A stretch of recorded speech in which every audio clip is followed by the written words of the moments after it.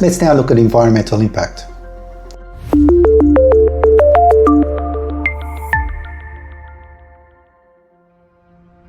We've already spoken about emissions and energy sources earlier, so let's not compare those. In terms of battery production and disposal, for EVs, the production of lithium-ion batteries used in most EVs can have a high environmental impact. Mining for materials like lithium, cobalt and nickel, they can cause habitat destruction, water pollution and resource depletion. However, only a small fraction, about 5% of all EV batteries use nickel and cobalt. The large majority of EVs, especially coming out of China, use lithium iron phosphate batteries, they're LFP batteries. They've got no nickel and no cobalt. And they're the ones that we get in Australia. Sodium batteries have also been recently released, which are much safer than LFP batteries. They claim over 5 million kilometers throughout their life, or 3.1 million miles. That's during their battery lifespan. Although this is a new technology, these battery types will eventually make it into more EVs over the coming years. Advancements in recycling and battery technology is also reducing these impacts. For example, LFP batteries can be recycled 100% today. For ICE vehicles. ICE vehicles don't require large batteries, but their engine production and fuel systems have an environmental cost in terms of resource extraction, manufacturing and fuel consumption. In terms of life cycle emissions, for EVs over the entire life cycle from manufacturing to disposal, EVs tend to have lower emissions than ICE cars, even when accounting for the emissions from battery production. This is especially true if the electricity used to charge them comes from renewable sources like solar. For ICE vehicles, the production and operation of ICE vehicles, especially considering the continuous burning of fossil fuels, leads to higher emissions over their lifetime.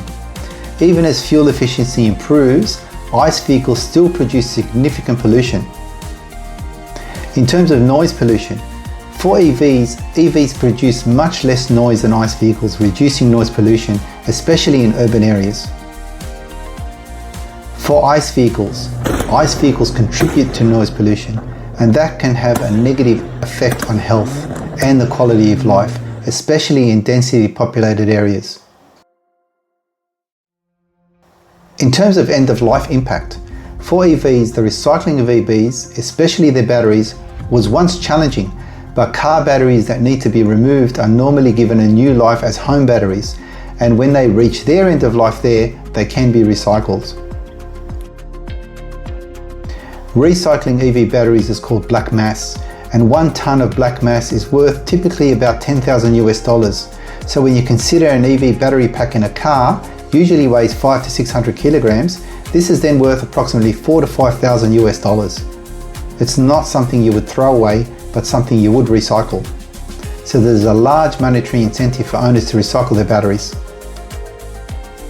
For ICE vehicles are easier to recycle, but their fuel systems and engine parts can contribute to environmental degradation if not properly handled at the end of their life.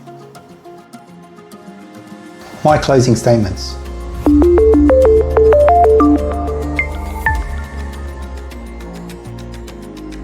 I used to enjoy driving ICE vehicles, very much, but since owning and driving EVs, it's difficult to go back to the noise, vibrations and slow reaction times of ICE cars. Refueling ICE vehicles at service stations, monitoring for lower fuel prices, waiting in queues at the gas station to then waiting to pump the fuel. I used to wake up early in the morning or go late at night to receive the best prices. All these things are the thing of the past, as I know I can now charge at home and do so overnight if I choose, or from free solar if I choose. EVs also have free over-the-air updates, things I used to pay at least $500 for updated nav maps and other things. I now get this stuff free with the EVs. I also have support for Apple CarPlay and Android Auto, and I used to have to pay $700 for upgrades in my ICE vehicle for that. EVs are also quieter, they have less vibrations and are much smoother to drive. There's no gear changes when you put your foot down, just smooth acceleration until you take your foot off the pedal. I find I do get annoyed at noise pollution produced, especially deliberately by some modified ICE cars.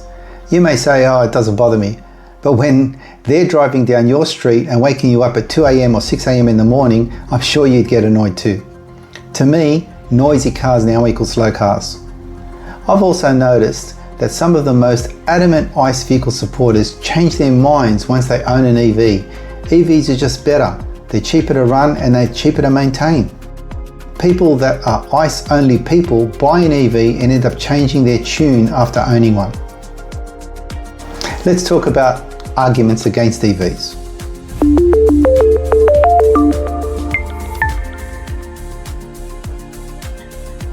EVs are too expensive.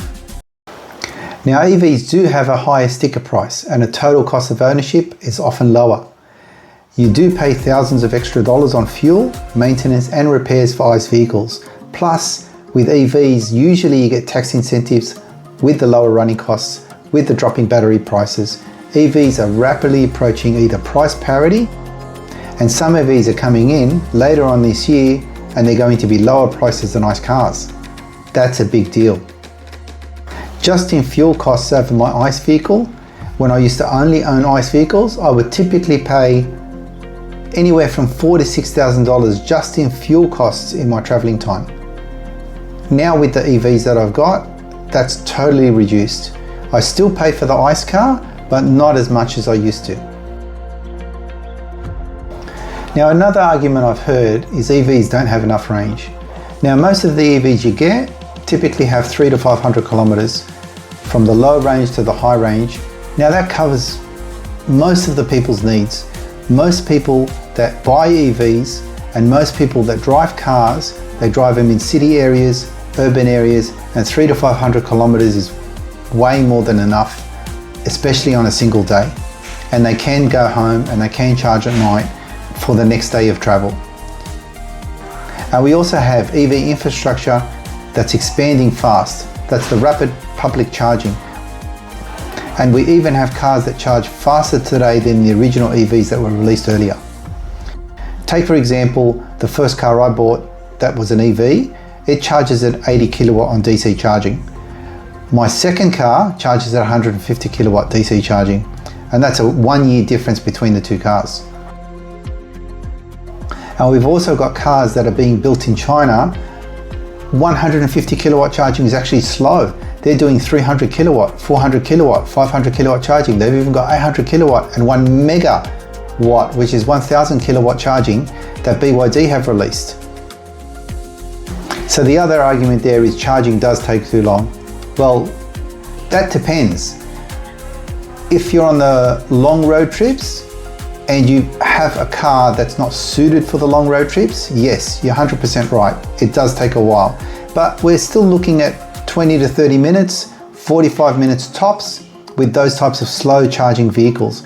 And usually in those types of things, you need rest stops, you need lunch stops, you need bathroom breaks. These are things that you need as a human being. How far can you go without having one of those things or without having some of those things? So what I've personally found in my own experience, when we do take a rest stop, it's typically a 30-minute rest stop.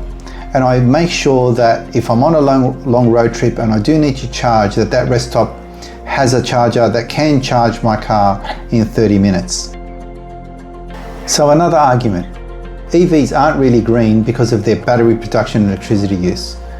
Well, battery production does have an environmental impact, which I spoke about before, but EVs quickly make up for it through cleaner operation, often within the first 1 to 2 years.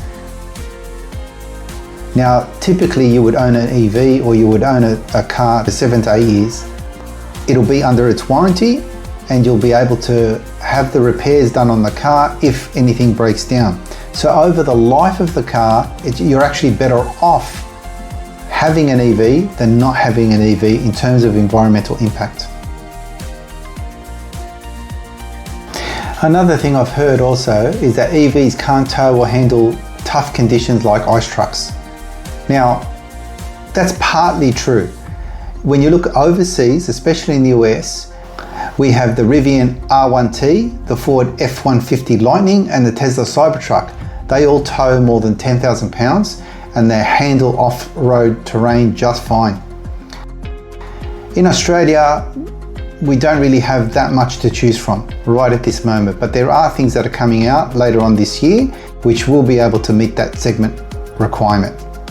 Now, another thing I've heard, I love the sound and feel of a real engine. That's true, and I actually agreed with that. As soon as I bought my first EV, that's one of the things I actually missed. I missed the sound of the engine, I missed the sound of the exhaust, I missed the sound of the change of gears. All of that I missed, and the first thing I wondered was, how can I actually get these sounds into an EV? But this is like taking something old and putting it into the new. It's not something that you would do when you do go to new technology. That new technology is actually more comfortable, it's actually a smoother ride, it's actually calmer. Everything is just more peaceful when you do drive an EV car.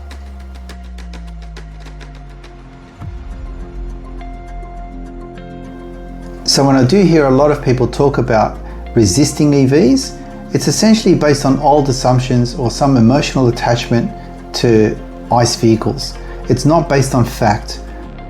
In fact, the world is moving forward and EVs are leading the way. Holding on to ICE tech is like insisting on using flip phones instead of the smartphone. We all benefit from the smartphone. We all benefit from the advancement in technologies of smartphones. Things are just better. So absolutely, when I compare my experiences between driving EVs and driving ICE vehicles, I really much prefer to drive EVs these days than driving ICE vehicles. I hope you enjoyed this video. It'll be great if you give us a thumbs up for a like or a comment down below, or if you haven't subscribed to the channel, feel free to subscribe to the channel. It's been lovely to speak to you today, and I hope to see you again in the future. Bye for now.